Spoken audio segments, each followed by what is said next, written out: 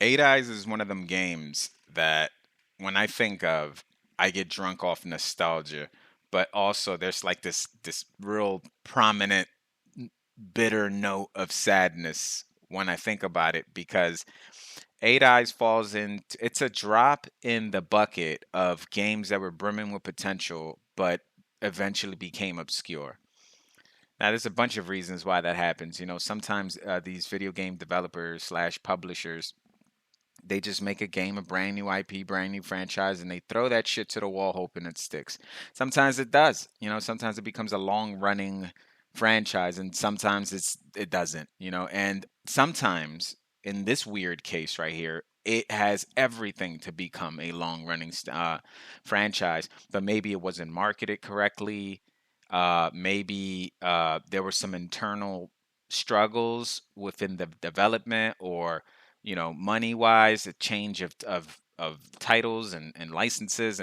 The game isn't the problem. The game is quality greatness, right? So the game itself is not the problem, but the way it was handled. That's happened several times with several games throughout the years. And I don't think that was the case here with AIs. I just think it was a game that was just, it was a great game. Definitely a classic that deserves to be mentioned when you think of hidden gems, which is ironic because the game's called Eight Eyes and it's about collecting jewels or gems. So therefore, no one would ever get that reference if I didn't explain it. Like, whatever. The problem here wasn't internal struggles or anything like that. As far as I know, I think it was just a case of a game that the developers, which is Thinking Rabbit. Let me double check that real quick. Yeah, Thinking Rabbit were the developers, and the publishers were Seta, SETA, and Taxan, TAXAN. Um, you can tell Thinking Rabbit put their heart and soul into this game because the music is phenomenal, the gameplay is great, although hard as shit. I feel like I've been talking about these themes recently. In the last video that I did, the Batman one, I was talking about Star Tropics, I believe. And I was saying how much, everyone knows. That's not so much of a hidden gem. Within the gamer community, people know who Star Tropics, or retro gaming community, people know what Star Tropics is. But Eight Eyes is a little different. I don't hear too many people talk about it. And I guess some can say that it sucks because it's difficult. And also there's a really, not cheap, but a really like, I guess some would say unfair. It's very polarizing, this specific event. In the end, you collect these eight eyes. The eyes symbolize jewels. So they're all different colored jewels. And at the very end, after you finish beating the final boss, you have to put these gems in order. If you don't, then the game resets. So like if you don't know the order, every correct order, it's eight different gems. So you got to get eight different combinations correct. And that's difficult if you didn't pay attention, especially when you're like a kid and you're not, you're like, what the fuck? I thought I finished the game. All these other games have conditioned you into thinking that once you beat the final boss, it's a wrap. That's it. I can just go home. I can live on my life. Throw on the other game that I have rented for Blockbuster or whatever.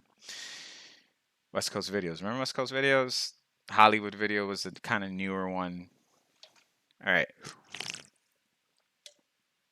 Take a sip here. All right. So, yeah, that was polarizing. The fact that you had to get it right. You got to get these eight gems, these eight jewels in order. But there's more than that. The game itself is pretty difficult. So I guess we'll start off with the cons since I'm already there. Um, the game's pretty hard. It's not a game that like you can just play straightforward. It's a game you have to be very attentive because just like I was talking about the order of these eight gems or whatever, you get clues through each of the eight stages. I believe there's eight stages with a ninth stage unlocking the final boss.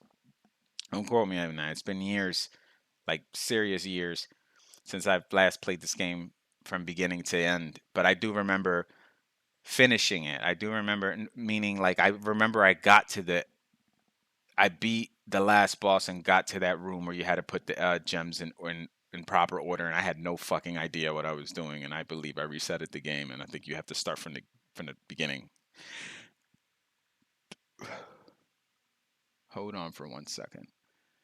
Okay. I don't know. I'm telling you. Hold on. I could just hit stop here. Anyways, I thought somebody was knocking on my door. So that difficulty, the fact that you have this very obscure, it gives me. It's funny because it gives me Castlevania vibes, which I'll talk more about. Which ironically, they're both highly similar in style. Side scrolling, almost same color palette, like the little stone blocks. And I'm talking early Castlevania, Castlevania 1, Castlevania 2, Castlevania 3, before Castlevania 4, obviously, because that was on the Super Nintendo. I'm talking the NES versions of Castlevania. They all had this similar look where it's like these little blocky stones, these little squares, and they're all lined up in a row or whatever. And then you've got the stairs where you have to hold up to go. Eight Eyes has that. You can tell Eight Eyes completely was inspired, copied, ripped off. You choose the words here. I'm gonna choose inspired for this one. For the next one, I'll probably do ripped off. But you can tell they were inspired by Castlevania's aesthetics, right? Because they went with that whole stone blocky. You've got different worlds. It's like 8 different stages, and each of them representing part of the world. Africa, India, Arabia. I think France is one of them. There's a whole bunch of them. So right before, what was I saying? Right before the Castlevania thing. Oh yeah, ironically, there's this.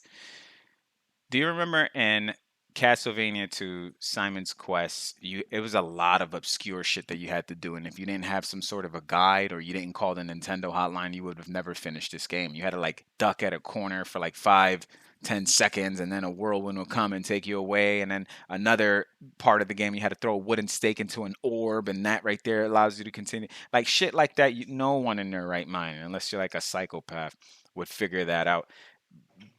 I would say they also not only did they borrowed aesthetically, AIs borrowed aesthetically a shitload from Castlevania. If you were to see two screens right next to each other, it would be genuinely difficult to find out which one is Castlevania and which one is Eight Eyes, unless you're reading, the top, because in the American version or the North American version, your guy is what's your guy's name? Orin, I believe, and your pet bird, which is cool because that adds a extra dynamic to the game. You have a fuck, what was it? An eagle?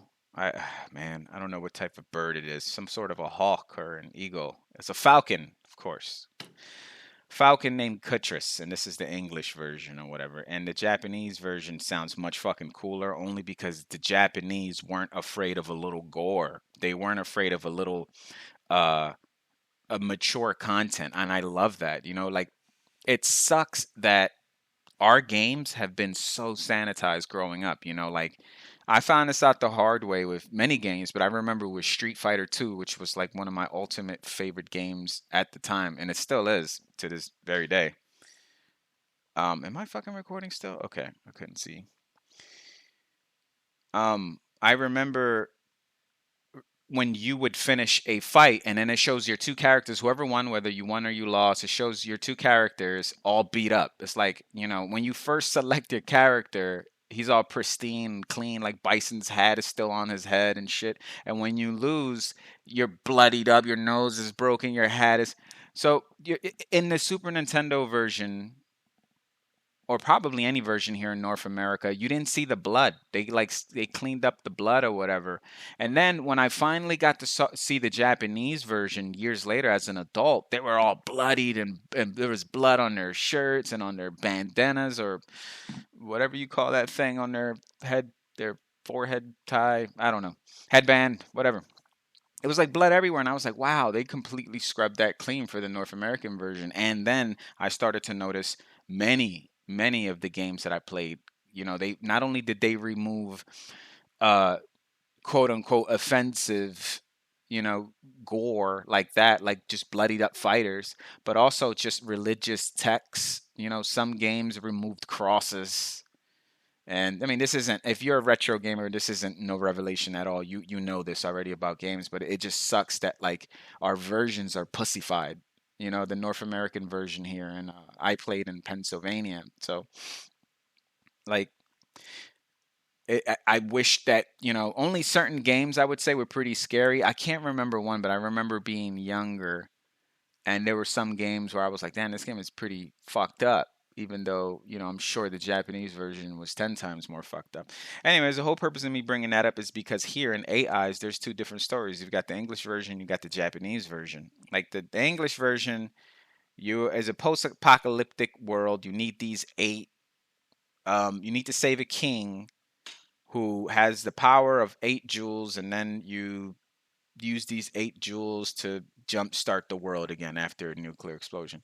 The Japanese version is you're like, uh, I'll read a little bit of it, and you tell me if it sounds cooler than the English version I just said.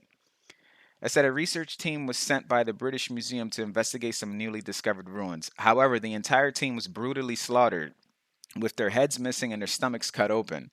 All of the artifacts they uncovered and their excavation journals were stolen. The perpetrator of the murders was a group led by Ruth Grandier, a female bandit known for her demonic worship who claimed that she and her group were the fallen children of Lucifer. Dude, dude, like what the fuck? That's wild. Two wildly different versions, and you can tell we got the scrubbed up sanitized one. And I'm like, wow, how cool. They probably had cutscenes and shit that they removed, for the North American version. And I'm like, that blows, man. I would have loved to see that. But one thing I will say is the Japanese, they do this a lot with video games, especially. They to pay homage to a lot of like, you know, popular pop culture, famous pop culture, movies, games, whatever. In the North American version, your character's name is um Orin. Let me double check that. I know your Falcon's name is Cutrus. Cutrus. Cutrus. Cutrus. I believe that's and your name is Orin. Orin. Sounds pretty cool. Cutrus, Orin. Those are pretty dope names. In the Japanese version, your name is Sir Julian James Bond. Subtle, right? Very subtle. I wonder who they're paying homage to. Julian James Bond. Who, by the way, check this out. In order to stop Ruth, the demonic chick that cut open the fucking stomachs of researchers, in order to stop Ruth, the College of Arms 7th Division, which would eventually become the M15, MI5, whatever, it's British intelligence. I only know that because I'm incredibly smart and handsome.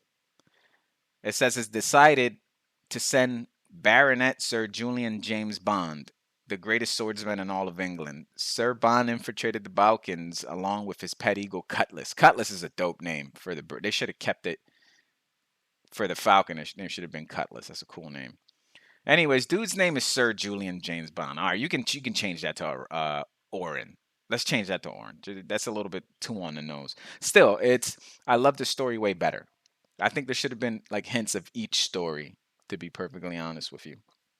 But if you like Castlevania, and anyone who's covered AIs, if anyone has covered AIs, they'll tell you the same thing. If you like Castlevania, you would love AIs, and I can't lie about that. That's blatantly obvious.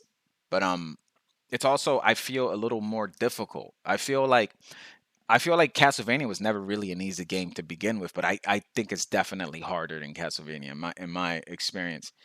You don't get a whip, you get a sword. You can use your bird. Your bird can attack, but I believe your bird can get attacked. And once its life gets depleted, I think it just like goes away for a while. I don't know. I should have probably. I've been watching some long play videos on it right now, and I've just been kind of skipping through all the stages or whatever, and just looking at it. And I'm like, wow, man, this game should have fucking caught on, man. Music is awesome. Story is there, as you can tell. You got two different stories to choose from if they ever were to choose to remake this game, which I highly doubt. Although there has been this company that I'm also reading about on Wikipedia where I gain all my knowledge, and it's highly questionable content and not politically motivated at all sometimes content. There's a company called Pico Interactive LLC, and they've been buying out like the rights to a bunch of like old obscure games, and Super 3D Noah's Ark. They bought the rights to that. Water Margin Duke Nukem 3D. Wow, I didn't know that. They bought the rights to that, or somehow acquired the rights to that, or published it, or whatever. Yeah, they published those games. I think they actually just bought a short list of games. I'm not sure. Wait, is it down here? Yeah, they acquired a bunch. But anyways, Eight Eyes was re-released for Steam in like 2019, so you can play a Steam version of. I don't know. I doubt there's been any type of remastering to it, but I know you can play the. It said you can play the original NES. At this point, it's like it's kind of hard. When you've got emulators and stuff like that, it's kind of hard to justify what it's probably like a $6 price tag or something like that on the game. I should go check real quick. Let's see. Just for shits and giggles. Yeah, $7. It's kind of. I mean, it's cool if you want to support. That's always dope. That's always dope. Shit, I don't know if you heard that, but that was some of the music from the trailer. From the trailer, like this game didn't come out like 30 something years ago. Um, yeah. So it makes me sad, like I said in the beginning of this video, that this is one of those games that, like, I know nothing is going to become of this, but god damn, if there was a remaster, or you don't even have to go hard. Like, it doesn't have to be all 3D, and, you don't have to get, like, fucking, Ryan Reynolds voicing characters and shit. You don't have to do all that, put the superhero music in the background. You could just make not a demake, but like you can literally make a pixelated version of a sequel of some sort and just add modern mechanics, whether it be pixelated or not. I love when games do that, and I don't think they're really marketable. That's why I feel like lots of AAA companies and all that, they kind of shy away. Not all the time, but like Mega Man. I think Mega Man 9 or Mega Man 11. I forgot. Probably both of them. I think they got remade by not remade, sorry. They got released by Capcom as direct sequels to the originals, and they didn't choose to 3D those out or deck them out and give them the whole AAA treatment. They kind of just released them as like, not pixelated, but like, not necessarily graphic intensive games, but still really fun. There are AAA companies or any type of video game companies that are still willing to take a stab at 2D games and stuff. And lots of 2D games, especially indies, which makes me happy because I love fucking indie games because they'll experiment with anything. They're not really money motivated. Of course, they got to put roof over their heads, you know what I mean, and put food on the table, so they have to make some sort of money. But like a lot of indie developers, they're doing it purely out of love, and they introduce mechanics that even eventually get borrowed by AAA companies because they're willing to risk it. These AAA companies, they kind of have to follow a formula that generates cash, and the formula of today happens to be a lot of Dark Souls type games slash neon bright and colorful and cartoonish looking like Fortnite, and it has to have guns in it like Call of Duty. You know what I mean? Like that's kind of like the 2023 formula of a successful game. Of course, that's highly subjective, but I also think there's a kind of a lot of truth to that too. But whatever, I'm all right with that. It would be cool to see it AI's resurgence of some sort. Like even that, I don't know how you would remaster this game. I guess just fix up the tunes a little bit, and because they are, they're fucking 8-bit tunes or chip tunes, which still have a lot of imagination, and I believe the I wish I knew the composers' names, but I believe the people who worked on the soundtrack for Eight Eyes were inspired by like opera. I read that somewhere. Uh, they were inspired by like opera esque scores or whatever, and it shows when you listen to it. You're like, oh, they're catchy and memorable. I still remember them years later, but this was a game I played as a kid that it had a profound effect on me because I remember it being difficult, and I remember the music being so great, and I also was a huge and still am a huge Castlevania fan, so everything just fit for me. And I know I first of all, I highly regard this game. This is a game you should most definitely try, especially because you don't have anything to lose. I mean, you could support and pay, $6-7 for the game on Steam. That'd be dope. That's always an avenue. You would always have the game there. You don't have to worry about emulators, anything. That's fucking cool. That's cool. There is a benefit to that, but it is kind of hard to justify considering that you can just get an emulator. So this one's up to you, dudes. This ball's in your court. You choose however you choose to play it. You should definitely play it. And you'll see for yourself. All right, let me check my notes here. I think I'm banging on, banging on what I got here. Oh, I've covered everything, of course. But one of my notes here says it's a serious Castlevania competitor, and I agree because there's, people have been doing this since time immemorial, right? I think I said that right. I hope I did. I'm only recording on YouTube. People have been copying successful formulas for a long time, whether that be in the game industry, whether that be in any industry whatsoever. Food industry. If it's successful, they'll try to make some sort of a product that's like that, and that is certainly the case with AIs in Castlevania. You can tell that the creators, the developers, the publishers, they heavily were into Castlevania and we're like, we can make a game similar to this, possibly better or with our own spin to it, which they did. They added a bird. That's an extra, a falcon. They added a falcon as an extra, mechanics for the game, an extra element. You also have a sword instead of a whip. Um, and everything else pretty much plays the same. You get power ups the same way. I think you got to hit stuff and power ups come out of it, kind of like the candles in Castlevania. Like, you can't talk about AIs without comparing it to Castlevania. It's impossible. It's like they're both way too on the nose. Sorry, AIs is way too on the nose for you to ignore that. But that's okay because how many great games are inspired by other games? How many great movies are inspired by any other movies? How many great dishes are inspired by other dishes? That's okay, as long as you do it correctly. You don't want to. There's a fine line between what is it, stealing and imitating. You know what I mean? It's there. You can discern the difference, but it's very very blurry, and you need a lot of not wits, but you need to be very observant to figure that out.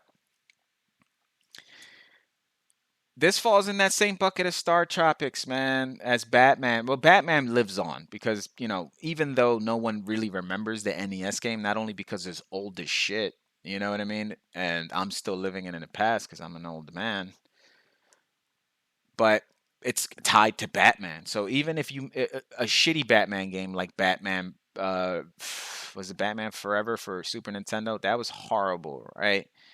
That's still tied to Batman. It's not like Batman took a loss for that. People bought that game. I think I did, as a matter of fact. I know I played it, and it was they took a stab at it. It was very weird.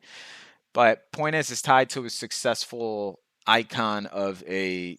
It's a media powerhouse, Batman. Like everyone knows Batman. He's international, man. It doesn't matter what language you speak, Batman. Unfortunately, AIs doesn't have that privilege. No one knows Sir Julian James Bond from the British intelligence M1.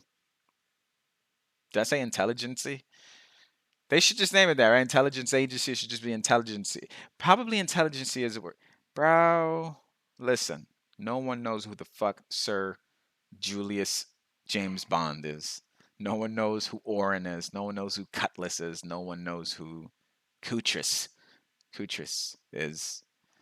And that sucks, man. That sucks. I wish that I had an ounce of talent in my body to make a game that's inspired by 8 eyes, and we'll call it 9 eyes. Actually, no, I'll call it like 6 eyes. I think six is good because you can remember the position of 6 jewels at the end of the game. 8, you're cutting it. I mean, you're cutting it too close, man. You're fucking pushing it. Another thing is it has fucking 8 stages, and I think 9 with the inclusion of the final stage, which is the House of Roof, which sounds fucking dope, right? And also the fact that the the antagonist, I believe that's the bad guy, is a badass female pirate. See now, not sorry, pirate. Where the fuck did I get pirate from? Bandit. They're kind of similar, right? Kind of. This was during a time where there wasn't such a push for inclusivity or, you know, inclusion or representation of minorities in film to the point where it's nauseating, where they're just turning films into this big diversity Like it's not nauseating in the sense that there's representation of Spanish people, which I happen to be. I'm Puerto Rican, by the way. No one knew that. It doesn't I like the fact that there's representation of minorities in films, but it can be overdone, and it also can be done in a gross way, in a way as if you're checking out a checklist to appease your bosses or your superiors. You're like, oh, my film, my show, my movie, my video game has to have these things in it, and I have to check these boxes off or they'll get mad and our product won't be released, or it won't make maximum profits and it won't make people happy. So we have to check off these boxes. We have to add all these minorities. I don't want to get too political, you know. Um, but I will say this was before time. AIs was obviously way before our strange, wacky world that we live in right now. This was like they decided to go with a badass female bandit. And just like I fucking loved it because it wasn't forced. It wasn't forced. They wrote a cool part. They were like, her name's gonna be Ruth Grandier, which is a badass name, right? It's gonna be Ruth Grandier, and she's going to be a demonic queen of some sort, right? With her little subjects, her unholy subjects. That's fucking dope. They wrote a cool character and decided to make it a woman, right? Just like they made a cool game like Metroid and decided to make Samus a woman. That's so cool. Everyone loved that. Everyone liked that. You see the little icon on pops up. Everyone likes that. Nowadays it's like there's a lot of like, traditional male characters being replaced by women characters, by women actors, and there's a lot of like race swapping, but it's weird because it's only one-sided. You can only rape swap, did I say rape swap? That sounds like a fucking Pornhub category. You can race swap a traditionally white character and turn that character black or Indian or Asian. That's fine, but you can't turn a traditionally black character white or other race, because then people will be up in arms. So it only works one way. This whole race swapping thing only works one way. That's why it's insane to me. It's fucking bizarre that that's a thing that's happening right now. But it is just like with everything in life, right? Too much of a good thing is a bad thing. You on pen and paper, if you were to tell me, hey, Dan, look at this paper. This paper says we want more Latino representation in movies. I go, cool. We want more Asian, gay, disabled representation in film. I'll be like, cool. And then you go, all right, now it's time to execute my plan. And then every movie you make is just right in the forefront, bunch of disabled people, minority people. And you're just like, okay, you kind of, you're doing it. You're going a little too, you're getting a little too generous. Yeah, and that's how babies are born. What the fuck does that have to do with AIs? Not a lot, but that does have to do with life, and it has to do with our current climate. But to segue back to Ruth Grandier, and I know I've lost probably some of you, it's cool to see that they decided to go with a strong female antagonist, and it's weird because after you beat these, I don't know if this is a North American version thing, but after you beat these bosses, you end up having tea with them. Like a skeleton, it shows you sitting down at a table with the boss you just beat sitting down next to you on the table. A skeleton comes, a skeleton butler with a tray of tea. He puts it down on the table. Both of you guys grab the cup, the mugs, and start drinking. So you don't kill these bosses. I guess you sit down and they tell you the location of the jewel. I don't know. I don't know if that's also in the Japanese version. Maybe that's just the way it is. But it's funny because I have to wait. What time? Look, it's 29 minutes into it, and I have to admit this. I mean, sorry, not admit this. And I finally just remembered to add this. It's also heavily inspired by Indiana Jones. Like, I don't know why I didn't say that. It was paint. I feel like there's Indiana Jones like overtones to AIs, and I never really addressed that. But now, since I can formulate that feeling into words, I can tell you that it's also Indiana Jones based, which is pretty cool because Indiana Jones is pretty dope. I haven't seen the new one, although you know what, I may just say fucking and watch it. now actually because I got a burrito from this Mexican place just sitting there calling my name. Anyways, great game. And regardless of your politics, regardless of whatever you feel, if you're a retro gamer, you owe it to yourself to at least genuinely play this game. Not for a couple of minutes or anything, but try to, like, set some time apart and try to genuinely finish it. I think it's mad rewarding. I almost saw the ending in this not speed, sorry, this long play video I was watching earlier on YouTube. I wanted to just skip to the ending because I never saw the ending before, and I'm tempted, but I'm like, you know what? I want to play it. Maybe I'll drop them $7 on Steam and buy that copy and say fuck it, always have it in my library because I feel like it's worth it. It's a game that's always good to revisit as the years go by, but it's also painful for me because I'm like, nah, they're never gonna do anything with this. It's the year 2050 and AIs has been completely forgotten, considering we don't get nuked and still live by the year 2050. I'm putting my hands in the sky as I'm saying, as no one can see that but me. I need friends. Thanks for listening. Talk to you guys another time. See ya.